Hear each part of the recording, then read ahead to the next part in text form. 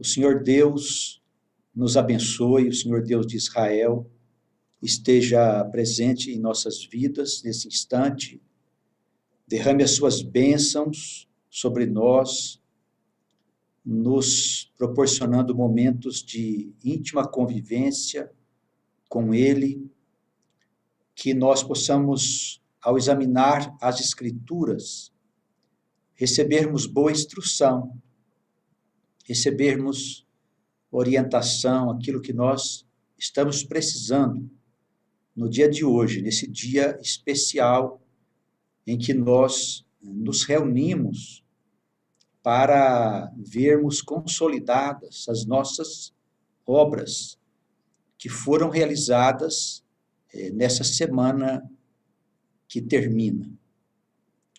Que esse seja um dia propício para todos nós, para as nossas famílias, e que estejamos em boas condições de enfrentarmos mais um período de lutas com as suas dificuldades, com os seus naturais desafios. Estamos felizes, estamos contentes de estarmos congregados. E nós esperamos que nosso Deus venha interceder por nós e possa nos ajudar em todas as coisas, nos ajudar com as nossas dificuldades, com os desafios que nós temos pela frente. São muitas coisas que nesta vida tão turbulenta nós precisamos encarar com coragem, todos nós. E só o nosso Deus pode nos socorrer plenamente. Nós separamos para a lição dessa noite duas passagens que eu gostaria que os irmãos acompanhassem com a leitura para nós vermos a edificação. Podemos, nesse dia, aprender a instrução que podemos receber. Eu gostaria que os irmãos abrissem aí a sua escritura no livro de Mateus, no capítulo 22, para nós iniciarmos. Nós temos observado que alguns irmãos da comunidade ainda se encontram bem envolvidos com as questões políticas, tentando, de alguma forma, ajudar, segundo eles pensam, a mudar o futuro do nosso país. É evidente que esses pensamentos são louváveis, longe de nós condenarmos aqueles que pensam assim, que agem dessa maneira. Porém, nós que somos o povo de Deus, o povo escolhido, o Israel das Escrituras, nós temos um outro papel. Na verdade, será que conhecemos bem o que Deus deseja de nós? Não estaríamos nos conduzindo, nos comportando de uma forma semelhante aos demais religiosos? Porque nós falamos de uma religião verdadeira, que é a ciência de Deus. Nós falamos de um conjunto de ensinamentos, de uma doutrina que nos liga profundamente ao Deus de Israel e nos esclarece sobre a nossa eternidade, sobre a nossa história, sobre o nosso nascimento contínuo, através das vidas que naturalmente se sucedem. Então, tomamos posse de um conhecimento que não é comum. E nessas questões relacionadas à vida terrena, é claro que todos nós desejamos um mundo melhor.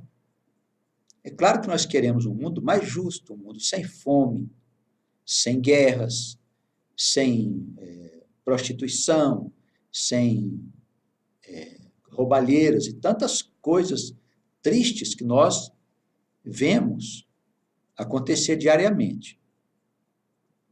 Mas também nós temos que entender que o mundo já está condenado. E isso porque nós sabemos em cima de que alicerce os homens construíram a sua casa. E a queda dessa casa é só uma questão de tempo. Sabemos as razões pelas quais o mundo está condenado. Não é simplesmente porque Deus resolveu condenar o mundo. Nós sabemos que as obras dos homens, elas não foram boas ao longo de toda a história. E no presente tempo, estas obras, em forma de um espírito poderoso, está tomando conta dos homens, está se apoderando dos homens. E como ele é um espírito que não é de Deus, não é de cima, ele está trazendo um grande e profundo transtorno para as nações. Basta você ligar aí sua televisão, olhar os noticiários, né? As notícias, para você saber o que está se passando no mundo. É uma coisa bastante séria. E nós não sabemos quase nada, hein? Só chegam até nós informações rápidas, pequenos quadros de situações que estão se agravando lá fora. O mundo está numa desenfreada carreira para o abismo, irmãos. E ninguém pode salvá-lo, porque isso implicaria em esclarecer o planeta inteiro a respeito das verdades eternas, e isso não é possível. Então, nós, embora desejemos que esse mundo melhore, nós temos que entender que não vai haver melhoria definitiva, que os homens vão continuar lutando para ver se consegue consertar aquilo que não tem conserto. Então, o que nós temos que fazer é cumprir o nosso papel de povo de Deus, de povo escolhido, preservando-nos do mundo, guardando a nossa família, guardando os valores que nós recebemos dos nossos pais. Não estou dizendo dos pais terrenos, mas dos nossos pais do passado, das gerações que foram antes de nós, das quais nós também participamos. Mas a experiência, os valores e as revelações, elas foram mantidas pelas gerações e nós recebemos. Recebemos todas estas instruções através das Escrituras Sagradas. Então, nós precisamos preservar os valores que nós encontramos nas Escrituras, porque são esses valores que vão permitir que nós atravessemos esse tempo difícil que vai se levantar na Terra. E desta forma nós conseguiremos salvar a nossa casa. Porque, embora algumas pessoas se achem salvas, não é bem assim, não. Nós temos que cuidar.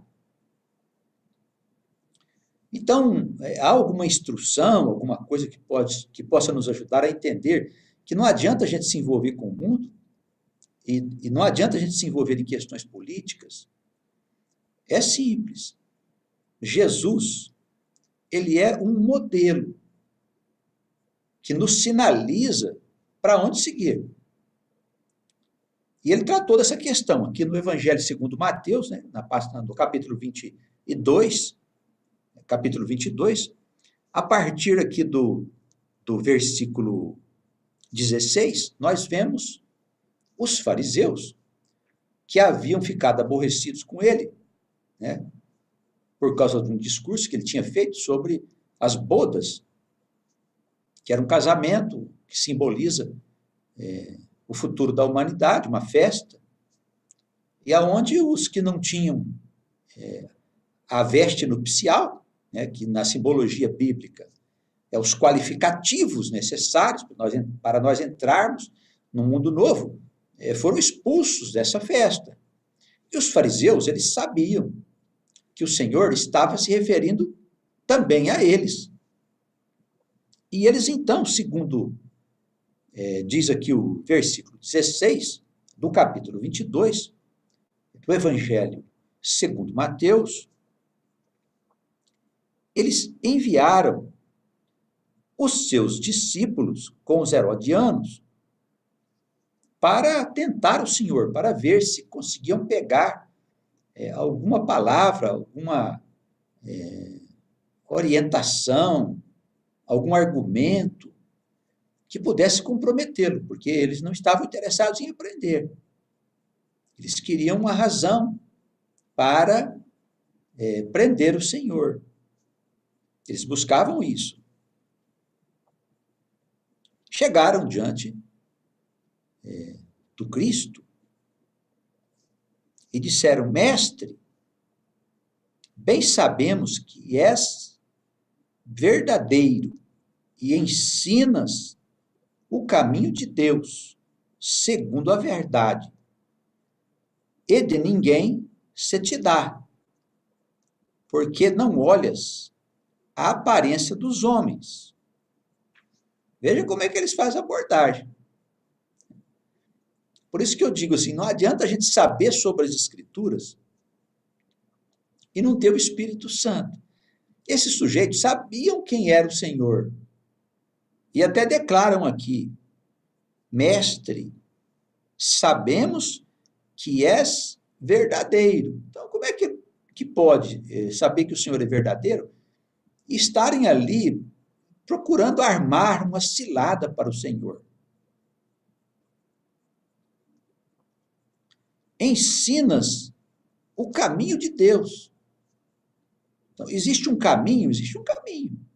E o que é esse caminho? É a orientação das Escrituras. Existe um caminho. Nós precisamos saber quem somos, de onde viemos, o que fazemos aqui e para onde vamos depois que morre o nosso corpo. E saber que nós somos almas eternas, nós somos deuses, habitantes da criação. Fomos gerados de Deus para habitar a criação. Isso faz toda a diferença. Então, esses princípios nos conduzem no caminho de Deus. Por quê? Porque nós precisamos estabelecer com o nosso Deus a comunhão da nossa mente, do nosso ser. E isso só é possível, só acontece se nós crermos, primeiro, nesse Deus maravilhoso. E depois naquele que foi enviado. Não é? Falando aqui do ambiente nosso, do meio cristão, no mundo ocidental, onde nós vivemos e desempenhamos aí as nossas tarefas. Então, há um caminho, e as Escrituras apontam esse caminho. Caminho para que eu possa entrar em comunhão com meu Deus, e para isso é necessário ser sincero, ser humilde verdadeiramente, deixar de lado as bobagens que esse mundo tem ensinado para as pessoas sobre a importância pessoal de cada um. É necessário se livrar de todas essas armadilhas para poder se aproximar de Deus verdadeiramente. Para Deus poder estabelecer uma comunhão com você, comigo, com todos nós. É isso o desejável. É um caminho que leva à eternidade. Eternidade não é um lugar, é um estado de espírito. É um estado de alma. Que a gente precisa encontrar para poder viver em paz. Porque se Deus passa a habitar em nós, adeus depressão, angústia, medo, incerteza, desgraças, tragédias. Se nós passamos a ter comunhão com Deus, todas as almas precisam ter comunhão com Deus, para que elas possam ter uma vida de natureza superior. Se não for assim, a vida é essa mediocridade que a gente vê por aí. Pessoas dominadas, pessoas se achando, pessoas aí que adquirem alguns bens, algumas coisas e acham que já está aquinhoada, né? Que já ganhou de presente o que de melhor tem nos céus. E a vida não é nada disso, com certeza. Então há um caminho, ensinas o caminho de Deus segundo a verdade. segundo a verdade. Não se importa com os homens, com as aparências dos homens, quem são, se é esse, se é aquele. Não importa. Quem quiser receber a instrução, e nós hoje ocupamos a condição de luz do mundo, né, diz o Senhor. O que é luz do mundo? É quando você tem um conhecimento que as pessoas não têm. Qual é o conhecimento que nós temos que as pessoas não têm? Que nós somos imortais. O que mais? Que nós somos deuses. Qual conhecimento mais? Que nós nascemos continuamente. Que nós fomos criados para habitar o universo, somos habitantes desse mundo. Que todas as almas serão salvas. Que o mundo não vai acabar. Que ninguém vai ser arrebatado. A gente tem tantas coisas para anunciar, para ajudar as pessoas a compreender melhor o que é a vida. Nós somos a luz do mundo. Então, nós temos que ensinar a quem nós pudermos alcançar, não importa quem seja. Talvez entre os mais simples, nós encontremos melhor ressonância do que aqueles poderosos. Não sempre foi dessa forma?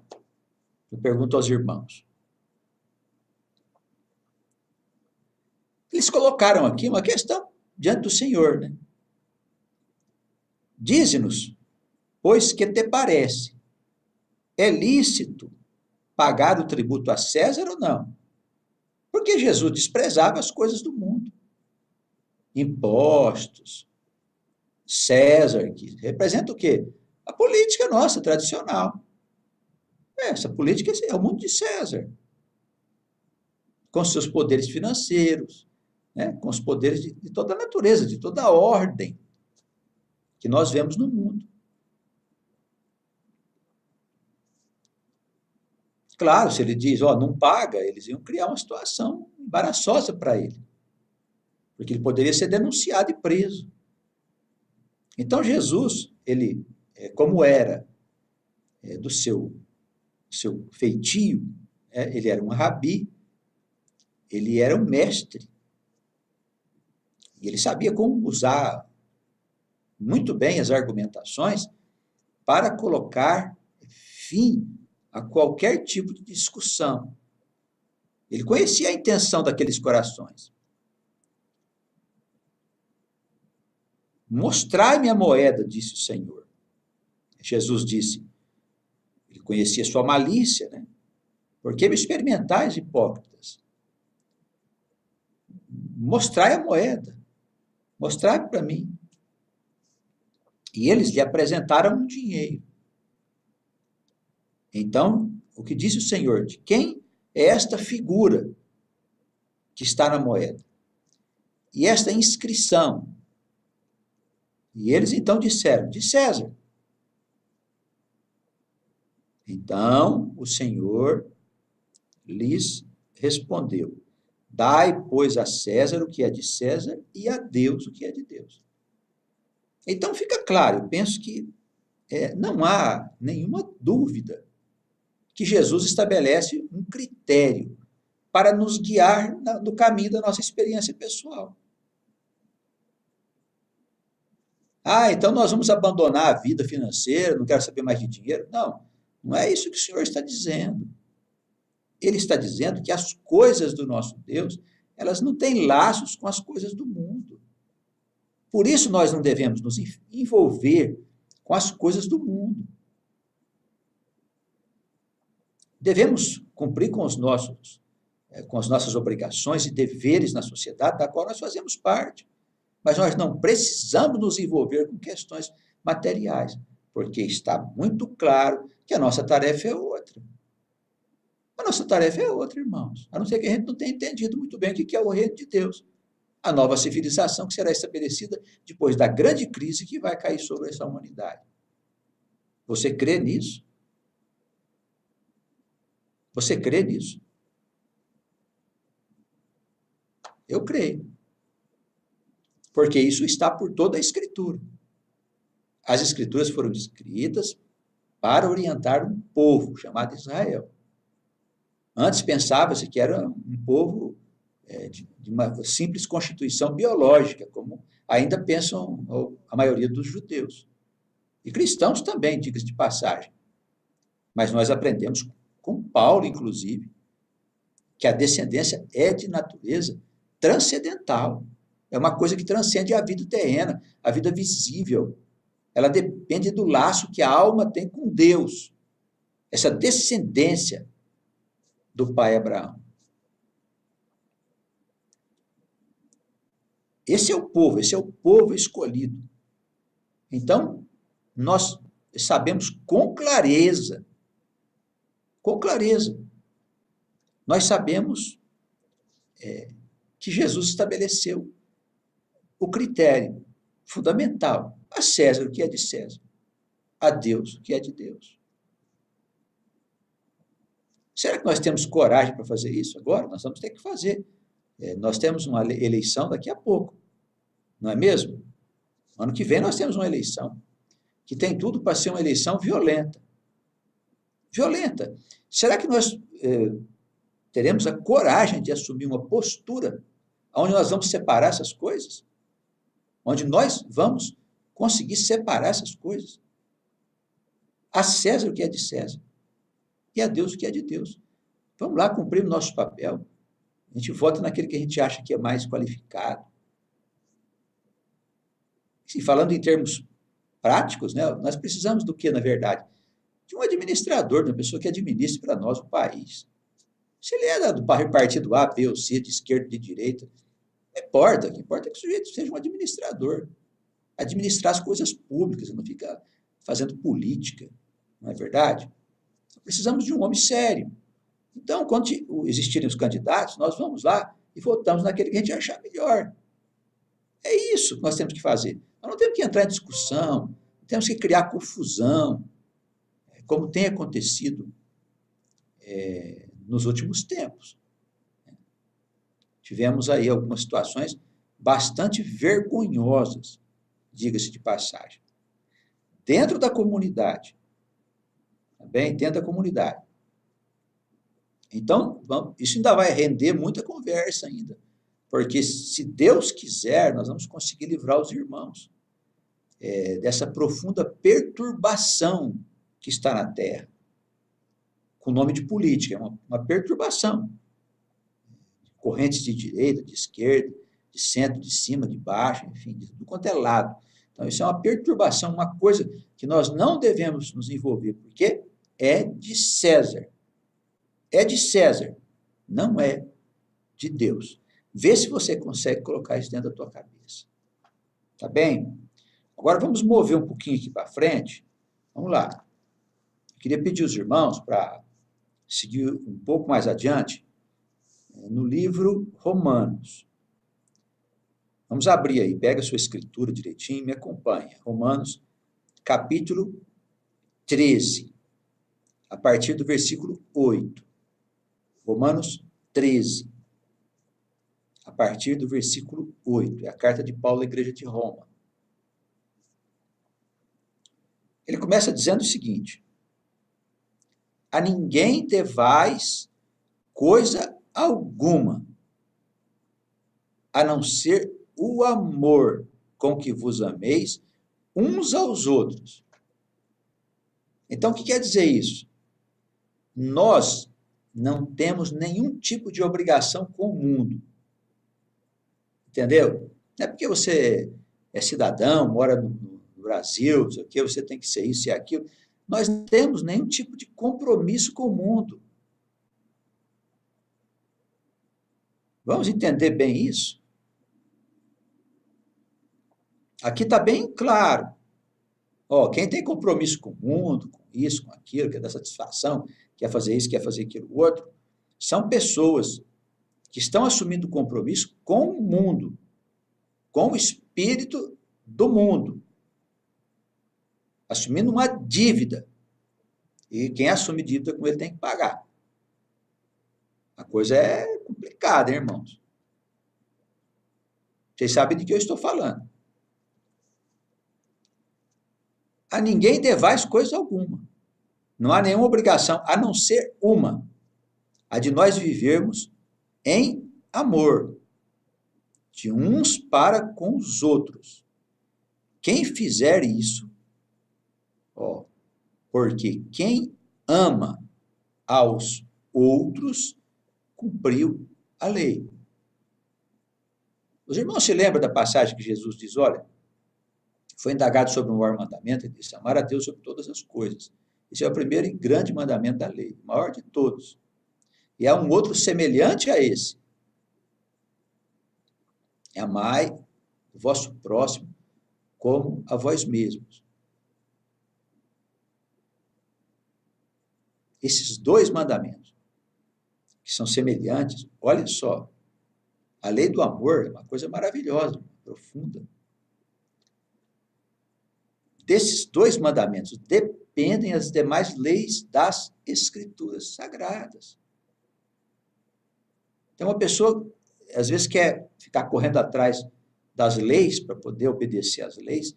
Se ela estiver obedecendo à lei sem o amor de Deus no coração, essa obediência não vai levá-la em lugar nenhum.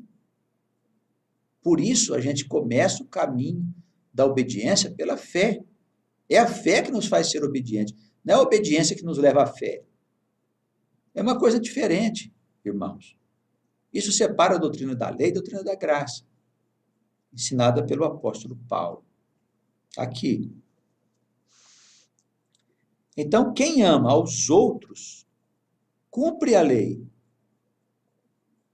O amor é o cumprimento da lei de Deus. Porque quem ama, ama a Deus sobre todas as coisas. Não desonra o nome de Deus.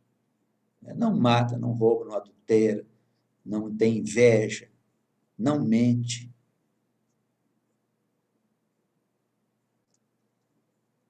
Com efeito, o que o apóstolo Paulo quis dizer aqui? No versículo 9. Acompanha comigo aí, irmão. Você, minha irmã, acompanha comigo. O que ele quis dizer aqui no versículo 9, do capítulo 14 da carta aos Romanos? Com efeito, quer dizer, como consequência de uma vida em amor, não adulterarás, não matarás, não furtarás, não darás falso testemunho, não cobiçarás. E se há algum outro mandamento, tudo nesta palavra se resume. Amarás o teu próximo como a ti mesmo. Amarás o teu próximo como a ti mesmo. Com efeito. É importante a gente prestar atenção que Paulo não está dizendo para você fazer isso. Presta atenção na leitura aí. Ó, ele não está dizendo para você não adulterar, não matar, não furtar, não mentir, não ter inveja. Ele não está dizendo isso. Ele está dizendo que se você amar os seus irmãos, como consequência de uma vida em amor, você não adulterará, não matará, não furtará, não darás falso testemunho, não cobiçarás.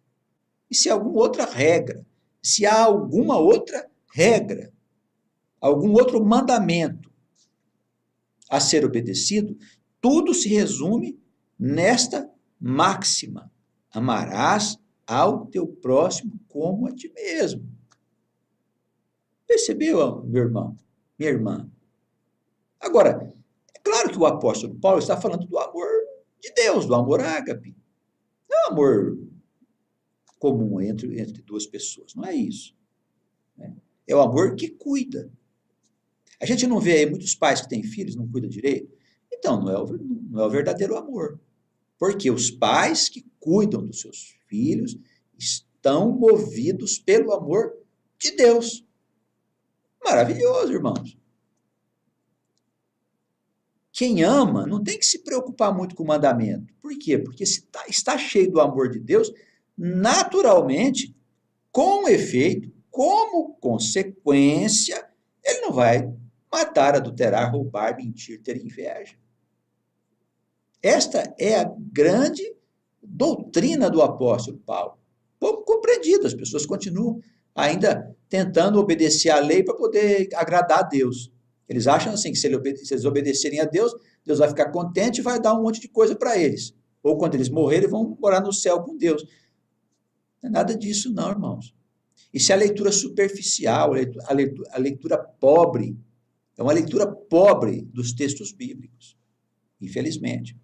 Nós estamos cheios disso por aí. Aí ele vai explicar: o amor não faz mal ao próximo. Aí quem ama não faz mal ao seu irmão. Não é verdade?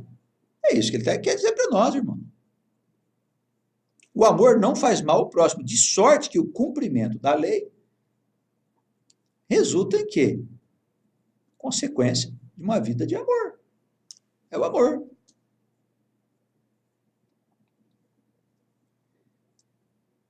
E digo isto, verso 11, conhecendo o tempo, que já é hora de despertarmos do sono. Então, o que o apóstolo está aqui dizendo? Ele diz: olha, eu conheço o que está acontecendo. O que é conhecer o tempo? É a gente conhecer as coisas que estão evoluindo, se movendo à nossa volta. A maioria dos homens hoje que falam em Deus, eles não conhecem o tempo. Eles ficam papagaiando sobre as escrituras e falando isso, dando explicações daquilo, mas eles não têm ideia do que está se passando. Porque nós estamos num movimento de ascensão para o reino. E o apóstolo Paulo, ele sabia disso. Ele sabia que para o homem entrar na nova civilização, ele precisa de ser salvo. O que significa ser salvo? Só se salva quem está morrendo. Não é verdade? Quem já está morto. No nosso caso, o que nos mata é a nossa ignorância em relação às coisas do nosso Deus. Estamos falando aqui de ignorância intelectual, certo? Falta de conhecimento da nossa realidade eterna, da nossa imortalidade.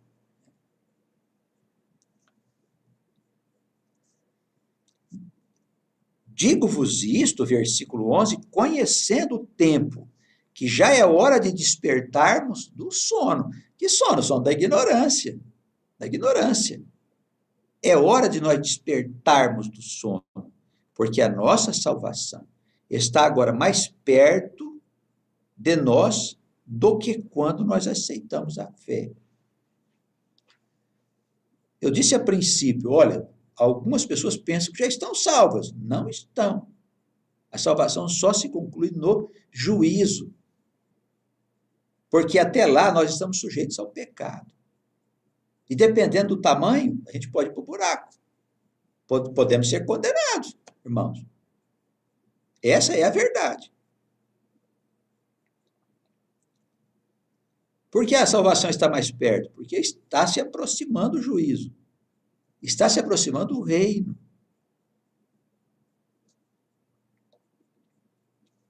A noite é passada.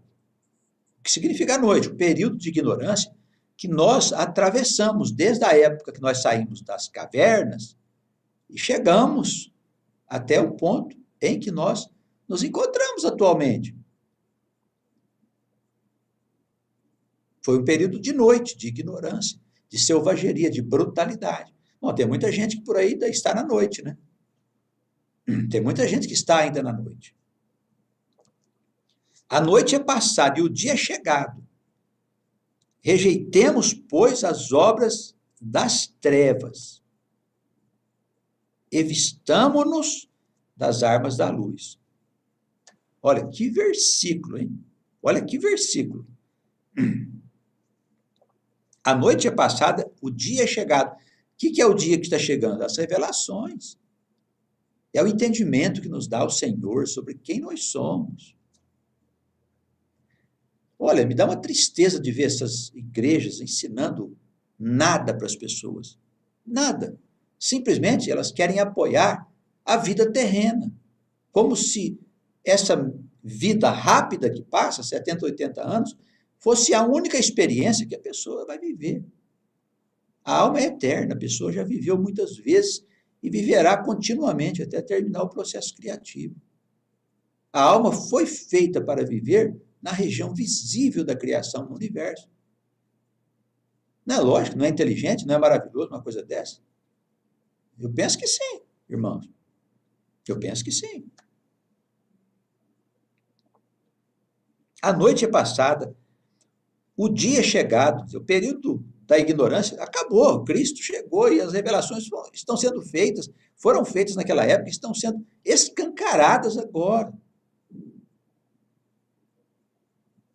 Como é que nós vamos chegar depois diante do Senhor e dizer, olha, eu não sabia, Senhor, não sabia.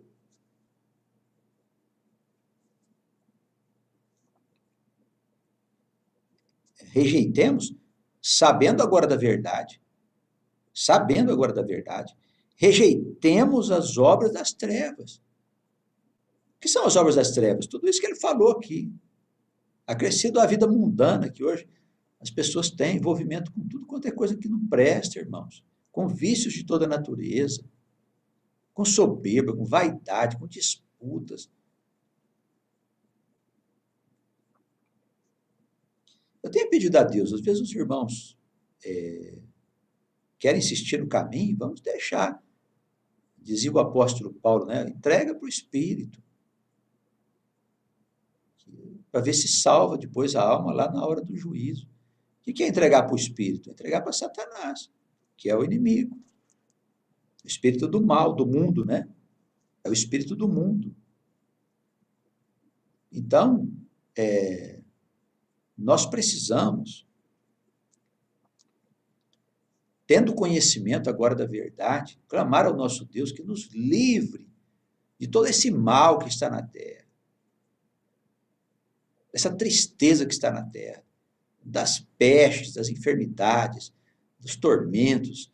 Fala com o teu Deus, que é o nosso Deus, diz, meu Deus, cura-me de todos os meus males, me lava dos males da alma, dos males do corpo, porque tu és um Deus poderoso, mostra-te para mim. Com certeza o Senhor vai fazer. Pode ter certeza, irmãos. Certeza. Sabendo da verdade, rejeitemos as obras das trevas, versículo 12, e vistamo-nos das armas da luz. O que são as armas da luz? Vamos fortalecer a nossa família, o marido cuidar melhor da sua mulher.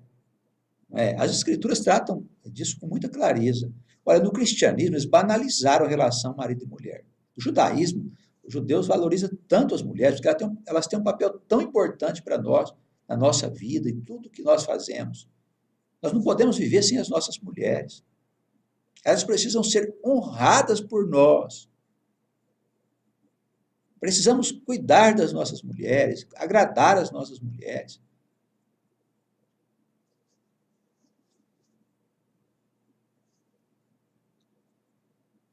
Vistamo-nos das armas da luz, cuidar melhor dos nossos filhos. Somos profissionais, vamos fazer a nossa parte. Hoje você não consegue falar com ninguém. Eu tenho ouvido tantos clamores. Os irmãos dizem, olha, não se consegue hoje pedir nada a ninguém, mesmo que a pessoa esteja trabalhando para você. Todo mundo enfiou na cabeça que sabe das coisas. Colocar na cabeça isso, que a pessoa sabe que ela não sabe. Produto do quê? Do espírito que está subindo no mundo. Ele sobe no mundo e na cabeça das pessoas. Então, para nós andarmos com esse Deus eterno e termos essas armas da luz, nós precisamos de ter humildade. Ué, eu sou um servo. Agora, o servo parece um senhor. Nós precisamos servir. O que queres que eu faça? Disse o apóstolo Paulo, quando estava diante da luz do Senhor. Porque caiu do cavalo, o Senhor derrubou ele das suas convicções. Não é verdade? O Senhor o derrubou das suas convicções. Então, ele disse, o que queres que eu faça? Eu penso que a servidão é por esse caminho aí. E Cristo diz, bem, eu vim para servir, não vim para ser servido. Cristo deixa isso claro. Então, como é que eu vou ter uma arma da luz na minha mão, se eu não faço nada disso? Nem em casa, às vezes, né? Nem em casa. Mulheres que deixam de cumprir o seu papel de esposas, maridos que são indiferentes às mulheres, filhos que não respeitam os pais, não respeitam mesmo. Parece até que eles nasceram primeiro. Essa loucura que está no mundo que está produzindo isso, irmãos. Pensa que isso aí é bom? Não é bom, não. Não é bom, não. Está sinalizando a aproximação dos tempos, né? É o que nós estamos vendo. Andemos honestamente, vamos concluir que nosso tempo é chegado. Andemos honestamente como de dia. O que é andar honestamente? O que é ser honesto? Ser verdadeiro. Então, tem pessoas que se vestem de uma aparência, de uma máscara, que não é verdade. O mundo hoje é muito cheio disso, de disfarces. Né? O jeito aparenta ser uma coisa que não é. Claro, não é verdade, não vai sustentar. Fora de que isso é hipocrisia. Andemos honestamente, como de dia. Como se nós andássemos iluminados. Iluminados por qual luz? Pela luz de Deus, pelo conhecimento das coisas divinas, os conhecimentos das coisas eternas. É isso que as instituições religiosas precisavam ensinar às pessoas. Sobre vida eterna, sobre vida após a morte. São coisas que eles abominam, acreditam isso ao diabo. O diabo é a ignorância dessa gente. Esse é o diabo, que fez uma desgraça ao longo de toda essa história. É só pegar a história religiosa do mundo ocidental para você saber o que foi que fizeram, quantos crimes eles cometeram em nome dessa ignorância. Ainda falando que estavam defendendo os interesses de Deus. Mas é assim mesmo, o mundo, quem governa ele é um outro espírito. Não foi assim com o apóstolo Paulo? Pois é. Ele sai invadindo casas e batendo em cristãos. Até que um dia o Senhor derrubou ele das suas convicções. Então o Senhor vai derrubar esses religiosos das suas convicções? Pode esperar. Ele vai botar abaixo o mundo. Todo esse poder que existe no mundo vai cair. De que maneira? Ah, meu amigo, você vai ver a confusão. Você vai ver só o que vai ocorrer. Nós estamos avisados? Nós estamos avisados faz muito tempo. Eu encontro orientações sobre isso nas escrituras? Sim, você encontra orientação nesse sentido nas escrituras sagradas, nas profecias que tratam da chegada do rei. Claro que há um simbolismo em tudo isso, mas Deus te dá entendimento. Com certeza. Cuidado com o excesso de comida, que é uma marca do nosso tempo, e com o excesso de bebida. Nem bebedeiras, nem glutonarias. Isso traz doença e morte. Toma cuidado, você tem as armas da luz ou você anda na noite? Se você é da noite, lamento. Ele vai te entregar para o sistema. Aí você vai sofrer. Por quê? Para ver se aproveita o seu espírito, sua alma, quando chegar o juízo. É uma questão de escolhas. E sofrer dói, viu, gente? Dói.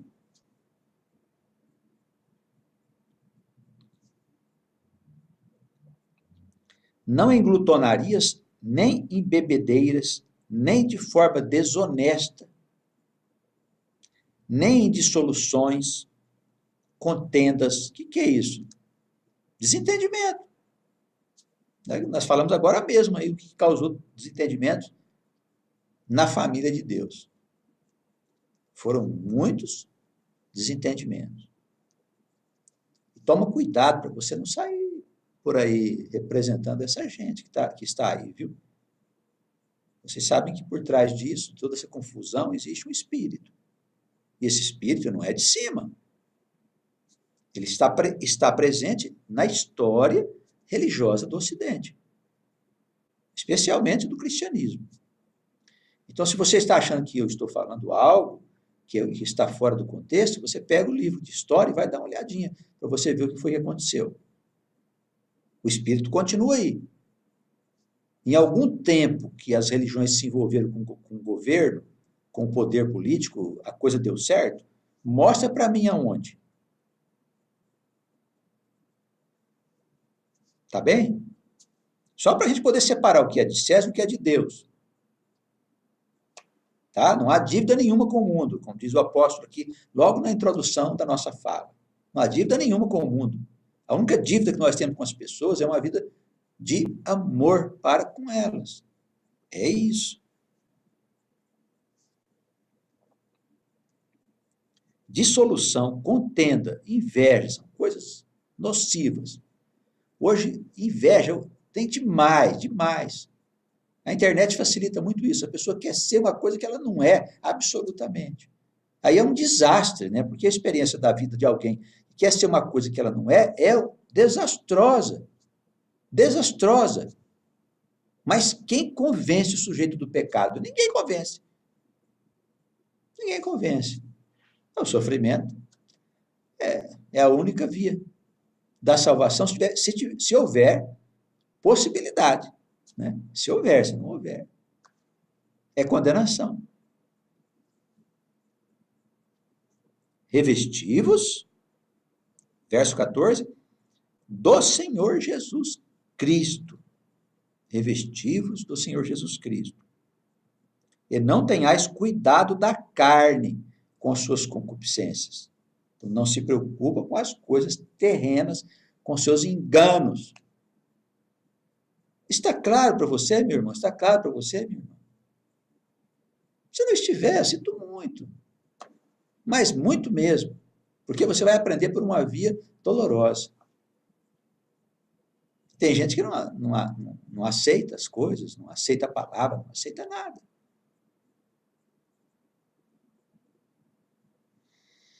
Que Deus nos abençoe, nos guarde. O seu grande amor nos permita separar essas coisas enquanto é tempo. Não é verdade? Separar.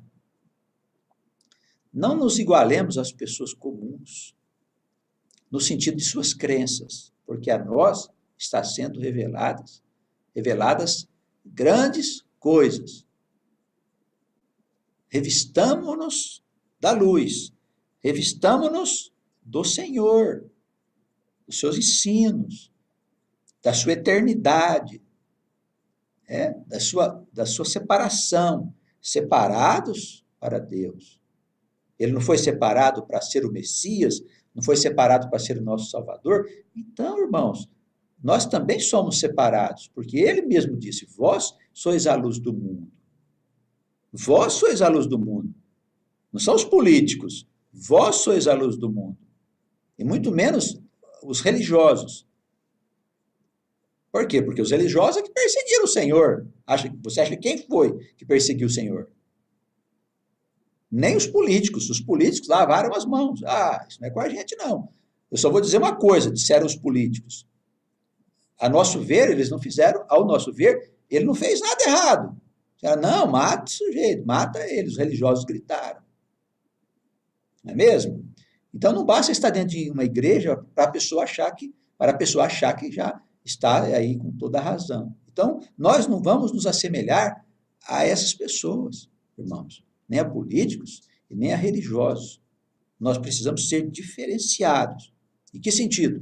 Revistamo-nos desse conhecimento novo que o Senhor está nos colocando agora, com toda clareza, porque ele já está aqui nas Escrituras. Um pouco velado por causa do tempo, da época do desenvolvimento científico, que era quase nada naquele momento em que as palavras do nosso Salvador, e logo a seguir dos apóstolos, foram colocadas. O desenvolvimento era quase nada. Enfim, hoje temos muita coisa boa sendo revelada para nós em formas de novidades, boas novas. Nós devemos falar a todas as pessoas que nós pudermos. O Senhor espera isso de nós, tá bem? Nós sejamos abençoados e guardados no amor do Senhor. Que Ele vele por nós, Ele olhe pelas nossas famílias, Ele olhe pelos nossos filhos, Ele cuide direitinho das nossas casas. Não permita o Senhor que haja nenhum grande transtorno à nossa volta. Uns pequenos transtornos acontecem, mas que nós não sejamos envolvidos em tragédias, em coisas tristes. O Senhor olhe por nós e coloque ao nosso derredor os anjos, as potestades, os santos espíritos, para nos guiar, nos proteger e zelar de cada um de nós. Essas coisas nós pedimos humildemente ao nosso Deus, em nome do enviado dos céus, o Senhor que nós amamos. Que Ele permaneça no meio do nosso povo, para sempre. Amém.